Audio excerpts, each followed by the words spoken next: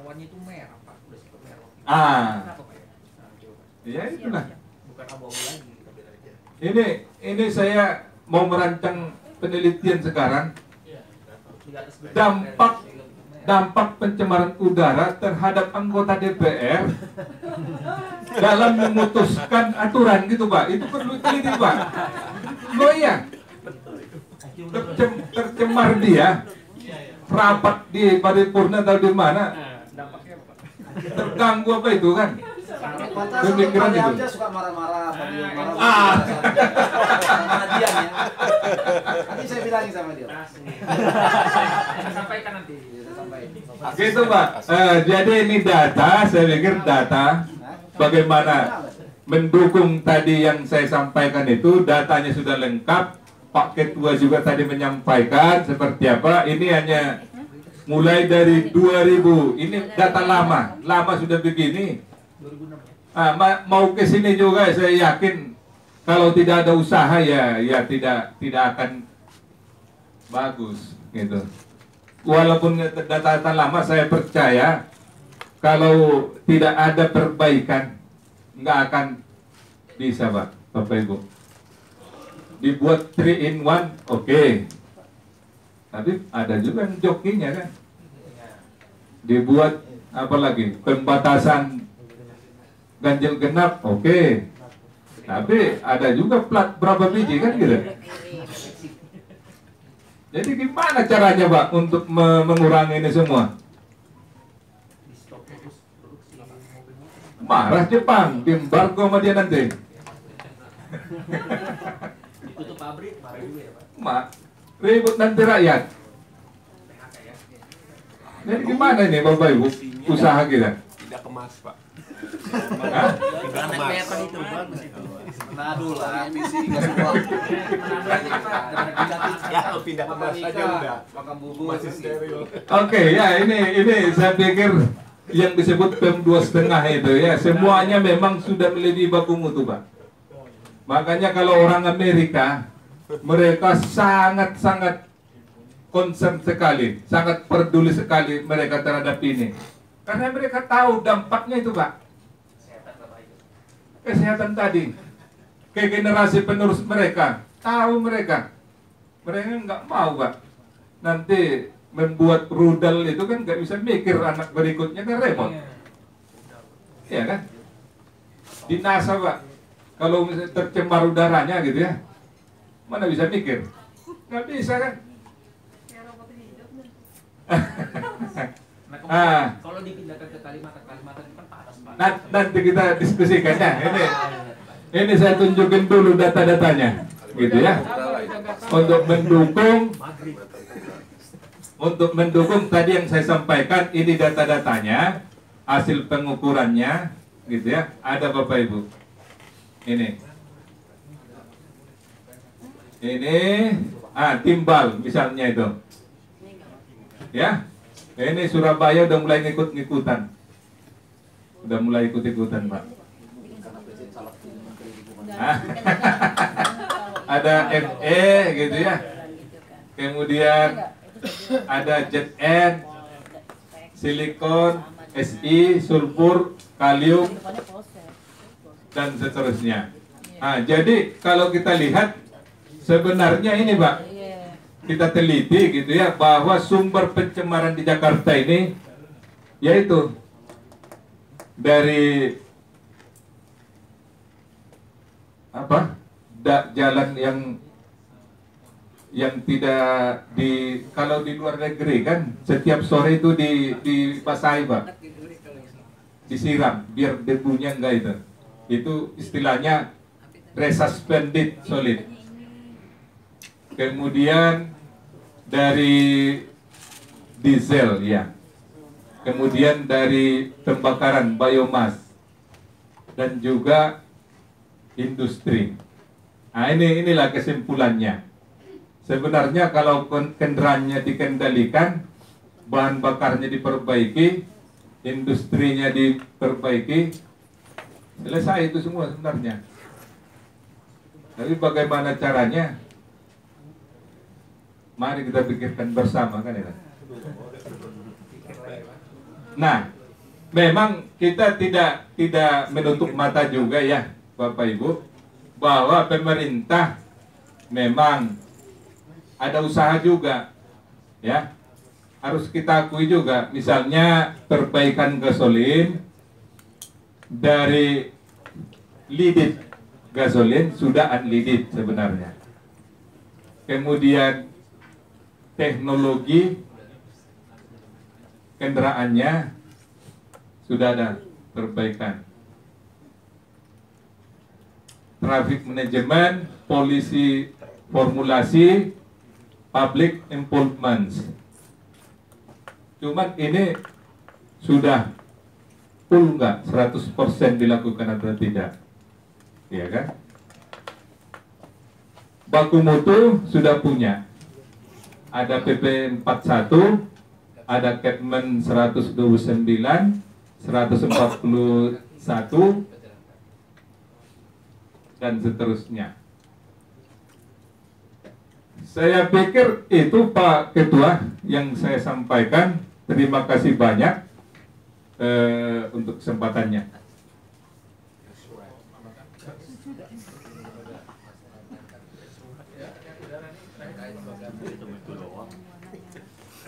That's good.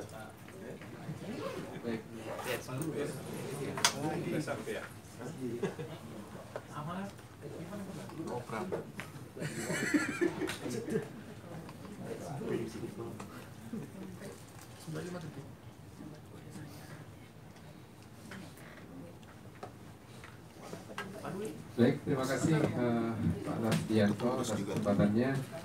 Ini sharing saja beberapa data yang mungkin menambah yang disampaikan Pak Tas maupun Pak Isrop tadi. Nah, ini dia.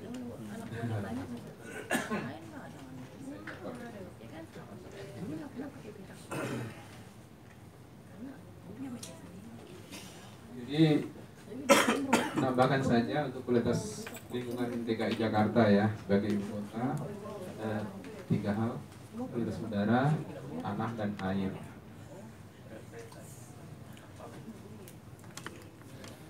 Nah, kalau kualitas udara seperti yang dikatakan Pak Isrom tadi, ya, visibility-nya ya, jadi tampak tidaknya satu kawasan sekarang kan jarak 200 meter udah sulit, sudah kabur, dan ini diakui oleh kawan-kawan dari DKI. Jadi yang disampaikan Pak Islam juga, data terakhir tahun 2012 sampai tahun 2017 itu ada garis merah ya. Diakui Pak ya. Ya, Diakui ya. ya. Diakui oleh DKI Pak ya. Pak Anies kan mengakui memang terjadi pencemaran. Disesali Pak. Yang nggak mengakui kan Pak Kepala Dinas Lingkungan Hidupnya tidak mengakui. Padahal ini data beliau sendiri, kenapa nggak diakui ya? Kan baku mutu nasionalnya warna merah itu ya, warna orange, yang tebal tuh. Warna orange yang di bawahnya yang agak tipis itu baku mutu WHO ya. Jadi kelihatan di atas baku mutu semua ya. Jadi dalam konteks ini pencemaran udara Jakarta sudah melampaui baku mutu. Nah yang di bawahnya ini yang dikatakan Pak Isrom tadi, yang ini adalah hasil pemantauan oleh Kedutaan Amerika. Nah, baku mutu untuk PM 2,5 ya, PM 2,5 itu partikel debu ukuran 2,5 mikron. Tadi dijelaskan Pak Isrom. Baku mutu nasionalnya adalah 15 mikrogram per meter kubik. Jadi ini hampir semua sudah di atas baku mutu. Ya. Karbon monoksida ini yang sangat mematikan. Kalau kasus Brexit masih ingat ya, Brebes exit yang 17 orang meninggal. Nah 11 orang diantaranya karena meninggal karena ini. Nah, tapi hampir semua keluarganya nggak memahami bahwa beliau itu meninggal karena ini. Misalnya kan duduk di jok mobil, habis jalan macet, kemudian pintu dibuka, dia duduk, kemudian pulas ya. Nah ciri-ciri kena keracunan CO itu seperti itu, tidur pulas. Ancol dulu lah Pak. Ya? Itu goyang zaman dulu. Diancol. Ingat aja. Ancol. Pindah ke Brexit. Nah, kemudian yang ini, kalau yang ini sulfur dioksida ya. Kalau yang gitu ya. Karena penggunaan bahan bakar yang mengandung belerang yang sangat tinggi ya. Jadi di solar kita itu masih mengandung belerang 2500 ppm. ppm itu part per billion gitu, bagian per juta gitu. Itu kalau negara-negara ASEAN yang lain itu sudah membatasi kadar belerang di dalam bahan bakar itu maksimum hanya 50 ppm. Kita masih 2500 ppm ya. Di akhirnya yang keluar dari knalpot seperti ini baku mutu nasionalnya kan di sini ini merah ini ya. Ini faktanya jauh dari atas baku mutu. Nitrogen dioksida, nah ini agak beruntung rata-rata tahunannya nitrogen dioksida relatif rendah ya. Sekalipun untuk hari-hari tertentu juga melampaui baku mutu. O3 baku mutunya di sini, kadang-kadang di bawah, kadang-kadang di atas. Ini juga berbahaya juga. Nah ini yang mutakhir ya tahun 2018 yang lalu untuk PM2,5 ini juga data dari Kedutaan Amerika. Semuanya melampaui baku mutu ya, hanya sedikit saja yang di bawah baku mutu. Jadi sepanjang tahun kualitas udara tidak sehat ya. Bahkan beberapa hari diantaranya ini yang titik-titik ini dalam kategori berbahaya. Ini 2019 ya sampai Juli. Ini 2019 sampai 30 Juli. Maka ini seperti ini dari Januari sampai Juli naik terus pencemarannya. Jadi ini juga tidak sehat ya. Bahkan yang bulan Juli saja itu naik lagi menjadi 63 mikrogram per meter kubik ya. Jadi tinggi itu. Juga tidak sehat. Ini sudah mendekati sangat tidak sehat. Nah, gambaran seperti ini, Jakarta ini dikepung dengan berbagai polutan ya. Semakin kelam ini, seperti Pluit, Tanjung Priok, ini adalah daerah yang kelam karena pencemaran udaranya. Dan sebagian besar dari kendaraan bermotor. Pasang sama cantik orangnya. Ya. Ada hitam-hitam gitu. Manis dong. Ya. Jarang ada yang bersih kali. Nah, ini dampak kesehatannya tahun 2010 1,2 juta kena asma, 173.000 pneumonia ya, 2,4 juta kena ispa. Ini naik angkanya pada tahun 2016 ya, dari 2,4 menjadi 2,7. Makanya jantung koroner 1,2 menjadi 1,3. Nah sekarang kualitas tanah seperti apa? Ini yang di Jabodetabek ya, tidak hanya di Jakarta. Jabodetabek kondisi seperti ini. Tadi Pak Isra menyampaikan soal kadar timbal atau lead di tanah, inilah kondisinya.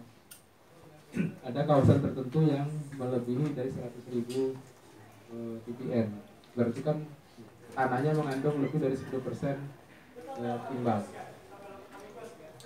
Nah, kemudian dari tanah ternyata juga berpengaruh ke udara, kemudian ke jendela ya, jendela di rumah-rumah, dan juga di lantai. Di samping itu juga mempengaruhi kadar timbal di dalam darah anak-anak. Ini di beberapa lokasi kan, Kelapa II, Dadap, Rawabuaya, Cipondoh, Cinangka. Di udara rendah, tinggi semakin tinggi. Ini di ventilasi rumahnya ya, jendela sudah semakin tinggi, di lantai juga semakin tinggi, di daerah anak-anak juga semakin tinggi. Mengikuti kadar timbal yang ada di lingkungan. Ini peta Jakarta kan di sini, Jabodetabek seperti ini. Jadi diceritakan Pak Isrom, Cinangka di sini, di Bogor Barat ya. Parung Panjang, Bogor Barat juga. Bukan yang di Ciampea.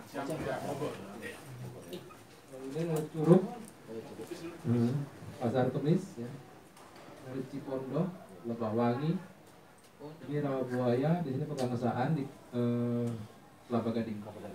Jadi ini gambaran bahwa satu titik peleburan logam ya, peleburan timbang dia mengemisikan ke sekitarnya sampai dengan radius 20 km. Jadi inilah kondisi Jakarta. Nah, secara meteorologi kalau digambarkan seperti ini penyebarannya, yang terjadi di Tangerang Utara ini juga merembet ke Jakarta, yang di Rawabuaya sendiri dan juga yang di Kelapa Gading ya.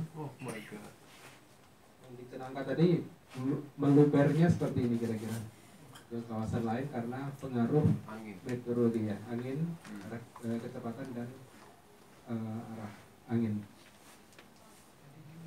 Nah, di perairan juga begini. Ini datanya DKI Jakarta. Yang titik-titik merah ini berarti tercemar berat, yang kuning ini tercemar sedang, hijau ringan, dan hijau kebiruan ini yang kondisi baik ya. Nah, merahnya lebih banyak kan? Kemudian yang di air tanah dangkal, dibayangin di 5 wilayah kota, terutama di barat, pusat ya, lebih gedean yang tercemar berat ya.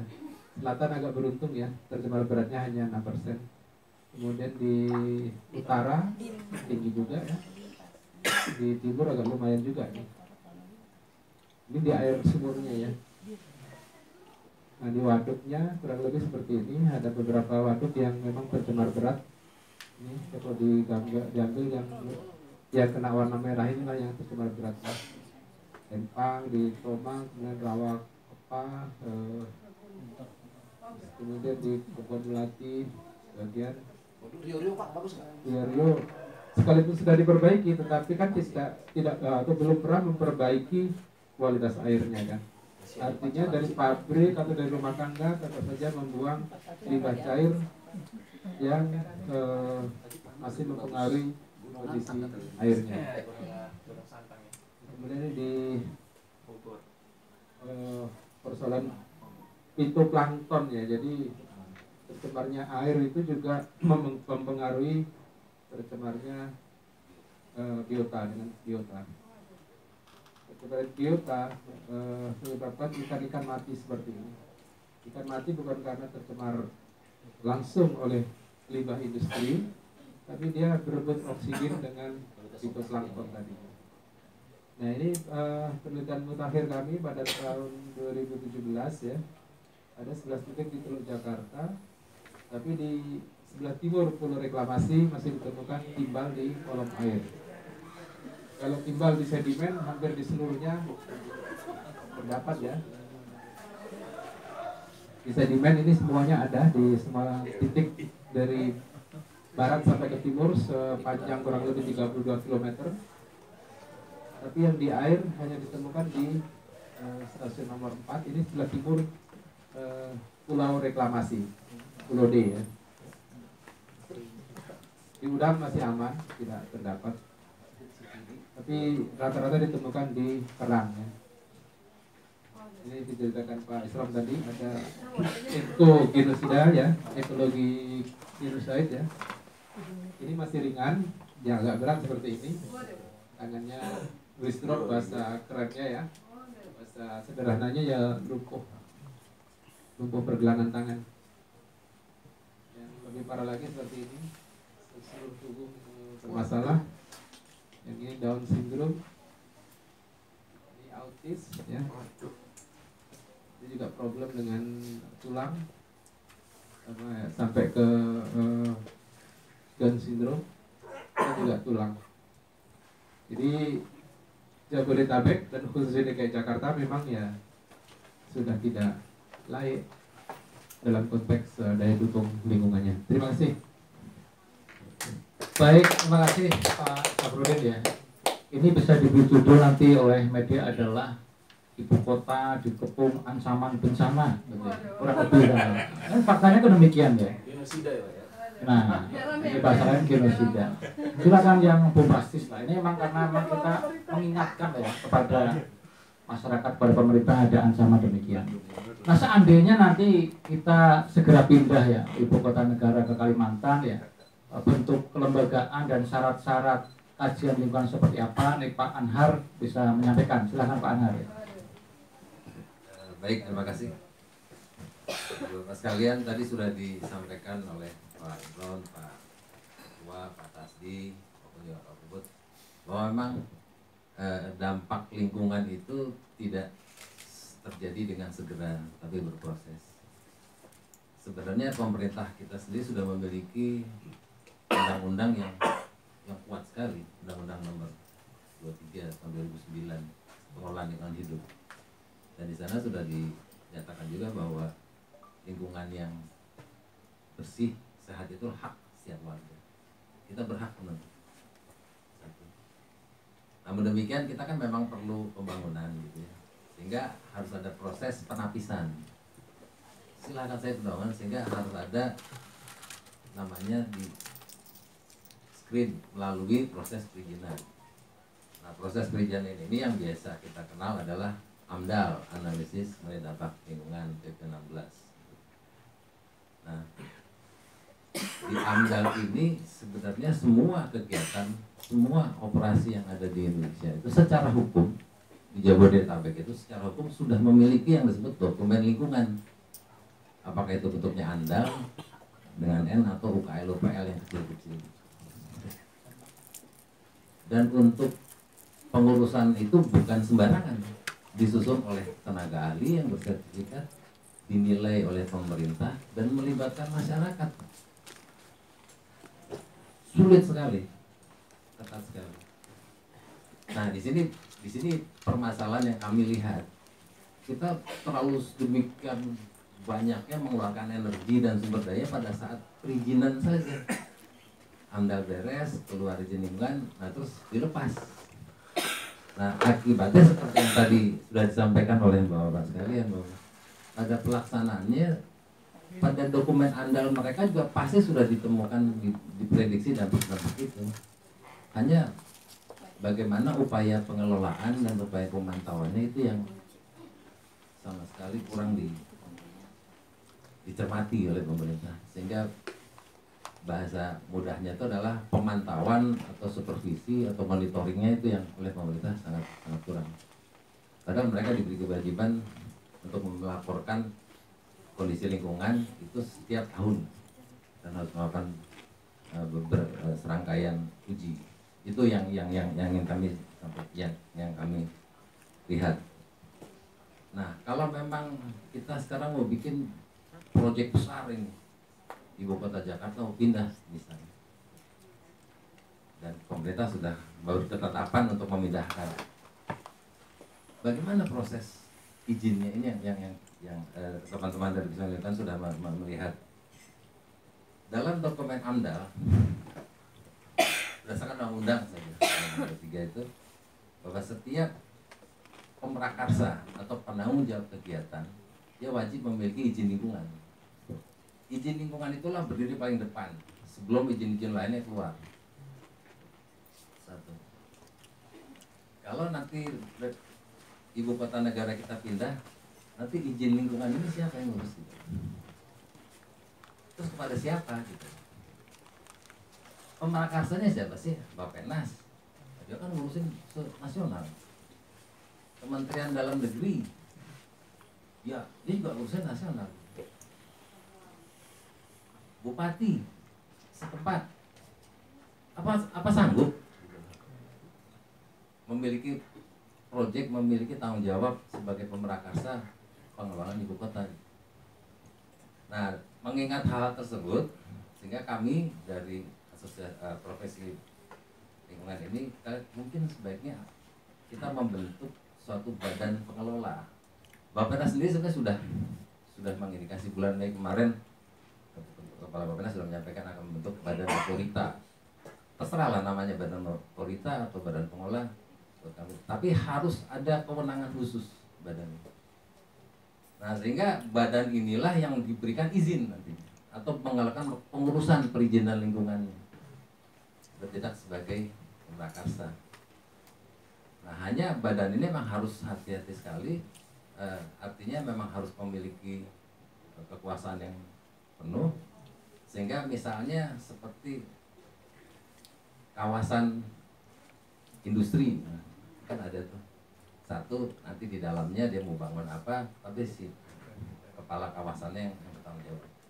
Nah ini juga menurut hemat kami kita perlu membentuk suatu badan otorita atau badan pengelola apapun namanya yang secara langsung di bawah presiden. Silahkan.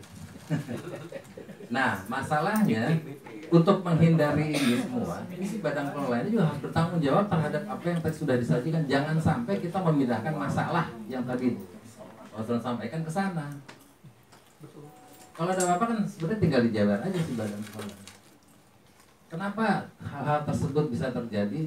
Kalau kita lihat di struktur kepemerintahan, terutama pemerintah daerah, pengelolaan lingkungan itu adalah wewenangnya kabupaten loh. Otorita itu sudah ada penyerahan kekuasaan baru. Tapi kan bingung gitu lah untuk mengurusnya. Sehingga apa yang harus dipantau, harus dimonitor, apa yang harus diperbaiki tidak jalan. Nah, sehingga itu yang satu dari kami, pesan kami adalah bahwa apabila ini kita harus ada institusi yang kuat. Setelah itu untuk bisa mengurus proses perizinan dalam kaitannya dengan lingkungan, izin lingkungan itu ada 3 yang diperlukan saat ini. Pertama adalah pemrakasan yang jelas secara hukum, sehingga kalau ada apa-apa, ada tuntutan dari masyarakat, ditujukannya jelas. Badan pengelola ini satu.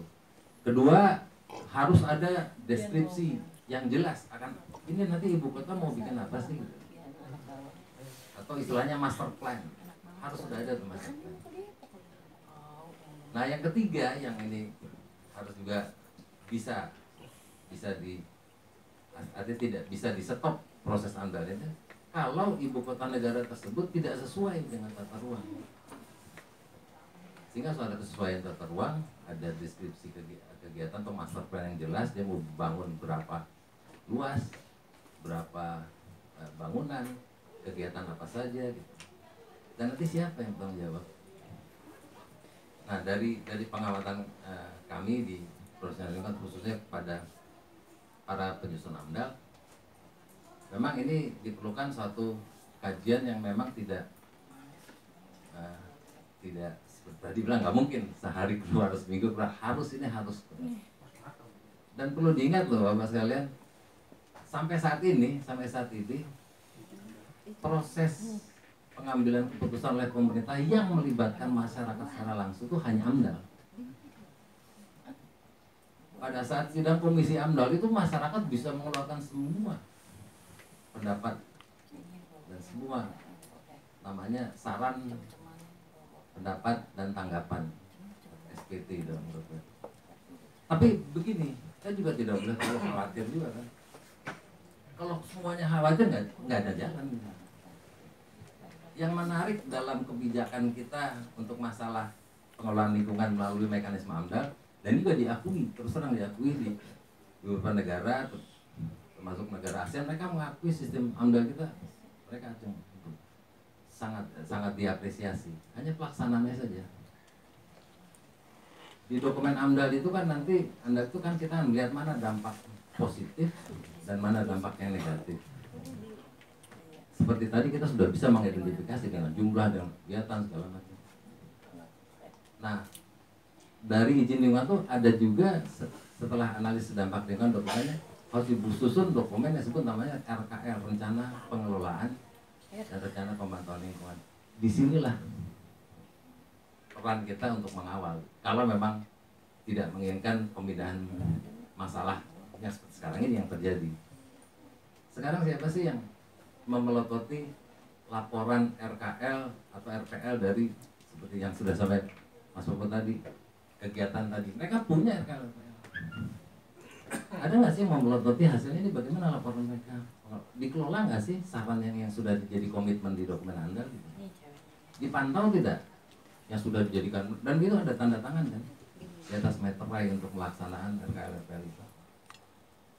Nah masalahnya di situ, selama ini kita nggak pernah, sedikit sekali pemerintah atau Pemda yang menekuni pemantauan. Nah itu yang kami lihat.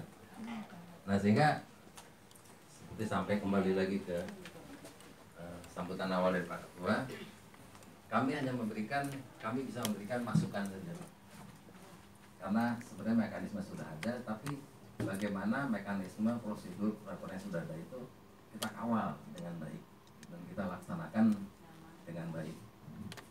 Istilahnya sebagai praktisi pun ya harus profesional. Sekarang itu saja Pak Ketua, pengantar singkat, karena ujungnya ini adalah yang akan nanti bisa dikatakan menjamin apakah bisa baik atau kita hanya kembali lagi memindahkan masalah sana. Sekarang itu saja. Terima kasih.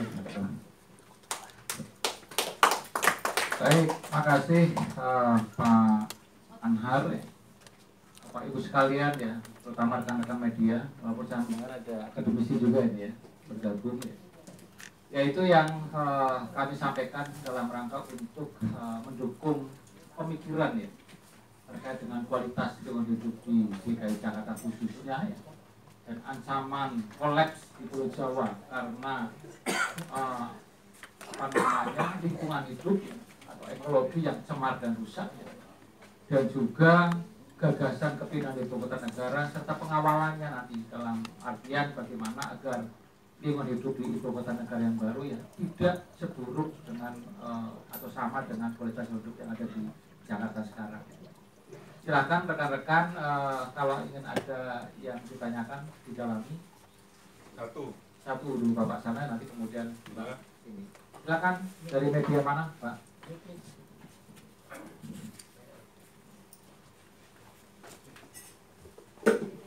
Nama saya Doli dari Lentera Indonesia.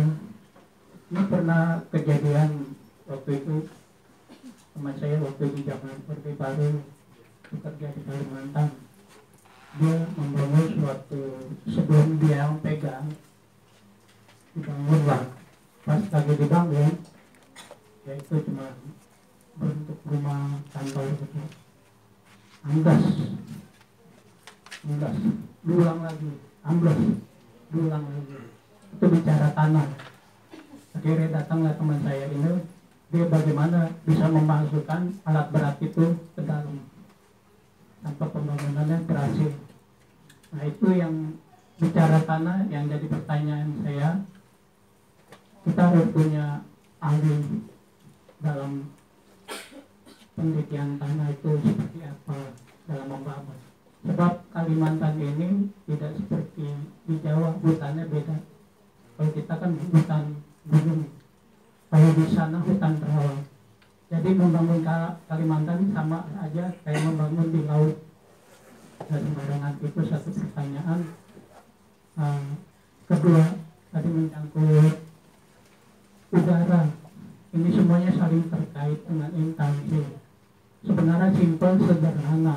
Kalau untuk masalah udara ini harus ada riset penelitiannya khusus untuk udara. Labnya harus ada itu penelitiannya. Karena ini undang-undangnya untuk aplikasinya tidak tegas. Jadi itu pertanyaan saya, undang-undang itu harus diterapkan di masyarakat termasuk pengusaha-pengusaha.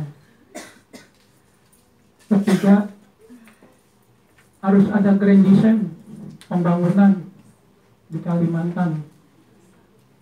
Sebab itu kalau nggak ada grand design, saya rasa semakin parah. Sebab tadi udah saya kasih contoh, lebih parah nanti dari Jakarta. Sebab udah kita lihat waktu saya lihat itu bahwa itu akan banjir. Jadi memang ini nggak sembarangan untuk membangun Kalimantan. Jadi harus ada grand design yang benar-benar. Siap nggak kita punya grand design super? Nah itu tadi menyangkut semua dengan lingkungan hidup, udara, termasuk transportasi, kendaraan, teknologi. Sebab kita udah mau masuk nih ke arah milenial kan. Kalau bicara milenial lebih parah lagi. Nah sisi negatifnya satu, lebih banyak ini bisa dicegah lah bisnis, sebab hutan habis nanti Sebab kita tahu bahwa itu cuman akal-akalan pemerintah yang udah habis bisnisnya di Jakarta ini. Semua proyek semua ada di sana, dan sumber daya alam itu harus dicegah. Kalau ini nggak dicegah, ya saya rasa lebih parah dari Jakarta. Nah ini bapak-bapak ahli itu siap nggak? Ini saya belum banyak bicara banyak ini. Nah itu aja. Sebab udah kita ini sebab dari pakar ini. Saya mengetahui ini dari pakar, bukan orang-orang biasa. Memang udah kita pelajari, udah terbukti bahwa itu banjir di Kalimantan. Coba Anda tonton di TV, misalnya Kalimantan, cuma berapa? Saya rasa lebih parah. Itu yang harus dipikirkan, grand design-nya dulu, baru penyerapan air. Siap nggak? Grand design-nya nggak sembarangan, super nih. Tadi yang saya bilang. Oke, grand penataan kota. Ibu itu tadi. Iya, nama saya Ana dari Jakarta. Ini aku mau nanya aja ke Prof. Subianto. Tadi lu dikatakan kalau misalkan Kalimantan itu lebih aman dari ancaman gempa bumi dan kelemahan akan potensi kebakaran hutan akan lebih diperhatikan. Beberapa hari yang lalu saya mendapatkan data dari Kementerian Lingkungan Hidup kalau salah satu korporasi terbanyak yang menyebabkan kebakaran hutan itu ada di Kalimantan. Jadi kalau misalkan kan saat ini Kalimantan memang belum menjadi ibu kota, tapi kalau misalkan nanti dipindah ke ibu kotanya ke Kalimantan, kan korporasi ini kan akan mencari keuntungannya lebih banyak di Kalimantan. Itu ada tanggapan dari Prof sendiri, mengingat kalau misalkan Kalimantan dipindahkan otomatis akan makin banyak perusahaan dan mungkin akan lebih menimbulkan potensi kebakaran hutan lebih tinggi. Yang kedua tentang badan khusus untuk pengelola ibu kota. Nah, saya mau nanya Prof ini, kalau misalkan saya boleh tahu pertimbangannya apa, terus nanti akan bersentuhan langsung dengan kementerian apakah, atau memang dia hanya berdiri di satu badan aja, karena mengingat di Indonesia ini kan apapun menggunakan kata anggaran, otomatis badan ini kan akan berpotensi sekali mengambil anggaran dari APBN, dan itu mungkin bisa berpotensi untuk mengurangi anggaran untuk pembangunan yang lebih baik. Terus untuk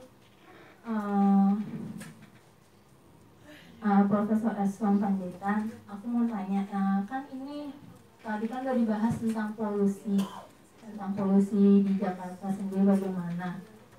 Menurut Prof sendiri, apa langkah yang memang paling efektif untuk polusi? Dan aku meminta tanggapannya terkait dengan Inbud 66 yang dikeluarkan Pak Anies dan 7 langkah inisiatif untuk mengurangi polusi. Apakah itu akan memiliki dampak yang memiliki efek yang signifikan untuk polusi udara di Jakarta saat ini?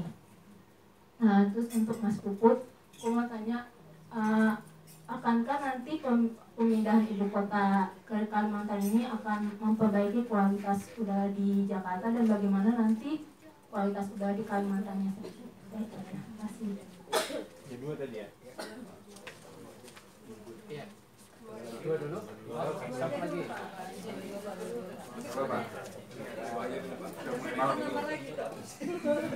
Posisi saya dua Pak, media juga praktisi sama warga Jakarta. Di media saya lokal, ya kebetulan saya warga Jakarta, tinggal di Cempaka Putih. Pertama kali digaungkan ibu kota di titik Kalimantan itu mungkin Bung Karno sudah ada. Habis itu terjadi pertandingan politik, kompetisi untuk memperebutkan nomor 1, sementara lain bikin negara baru, katanya Kertanegara. Tiba-tiba presiden kita pergi ke ibu kota, Kutai Kertanegara, jadi tahu dia bayar sakit. Kan gitu, tiba-tiba presiden kita sementara lagi lintas koran sibuk-sibuk di depan sini ya, dia kesana gitu kan, untuk mengambil legitimasi itu. Presiden kita ini saya pendukung, jujur satu-satu, yang turut serta mengantar kawan ini menjemput dari Solo dengan mobilnya, kita juga bagian dia.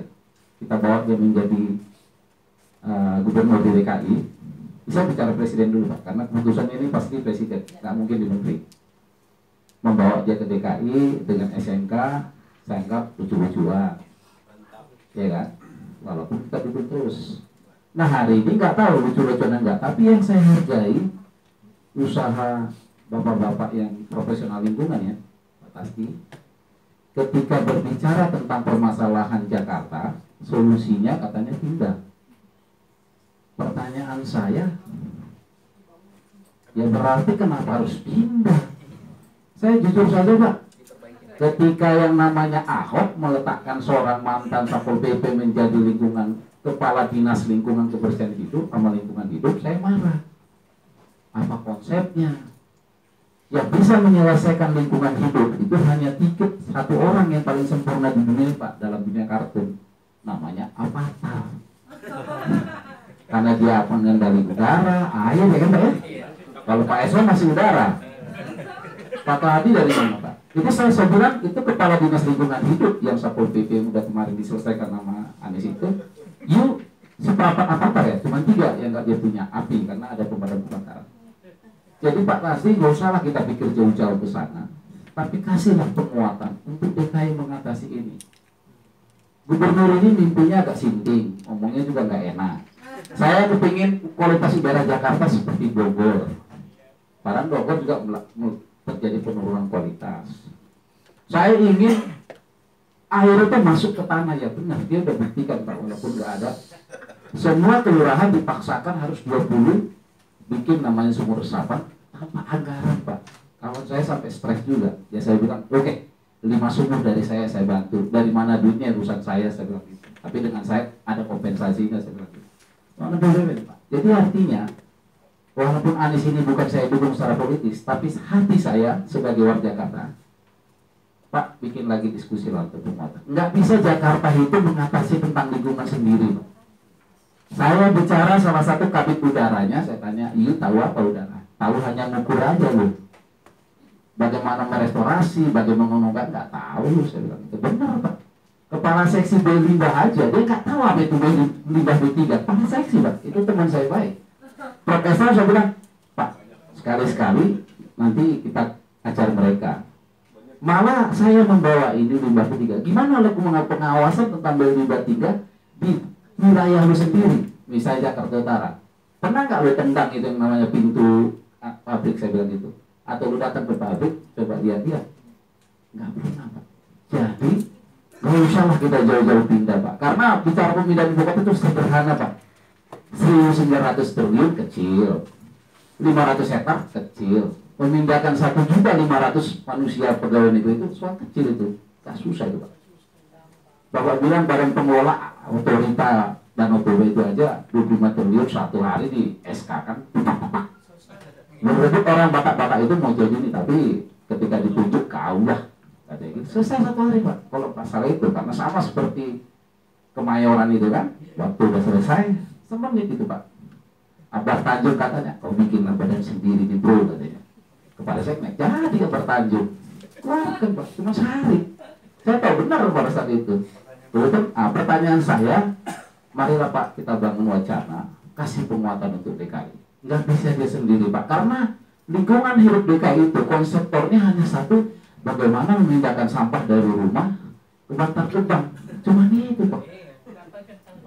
Yang namanya kepala lingkungan hidup yang untuk laboratorium udara apa segala itu pun pegawainya pun, aduh, nggak memenuhi syarat untuk memantau udara. Ya, tanya dari Walhi ini paling paham ini. Saya tahu dia dalam-dalamnya tahu itu. Kualitasnya pun tahu. Dan mohon Pak, kalaupun Kak, ini kan ada Pak Dr. Esro, kasihlah syarat dinas kepala lingkungan hidup itu seperti kalau inspektorat kan, harus ini, baru bisa di situ. Nah, kasihlah syarat untuk itu supaya orang-orang yang duduk di lingkungan hidup DKI itu mempunyai kualitas dan standar. Enggak yang biasa ngumur-ngumur pedagang tiba-tiba jadi ngurus lingkungan hidup. Satpol PP. Nah, itu aja. Tidak, kepada saya.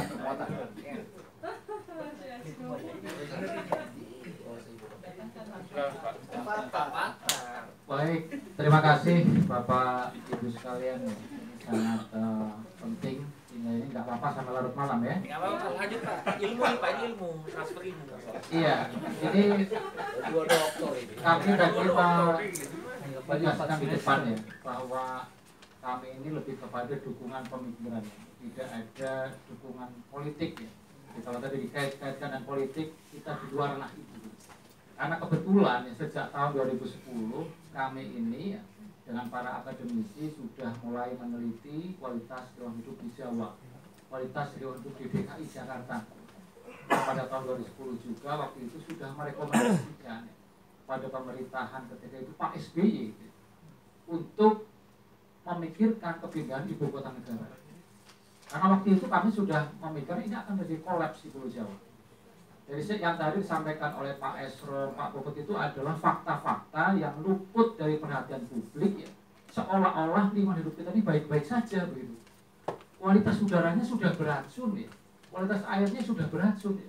Nah masalah kita masih tetap sehat seperti ini karena kita yang luar biasa sebenarnya. Sudah mempan ya Pak. Sudah kebal. Nah, apa kita mau seperti ini terus ya? Kita kasihan kan kepada kesehatan kita, ya kepada anak cucu kita nanti. Gitu. Tadi disampaikan ancaman timbal, ya logam-logam berat yang lainnya, ya. Sudah nampak foto-foto disampaikan oleh Mas Puput itu adalah ancaman kesehatan yang nyata itu. Anak-anak kita banyak yang autis, ya.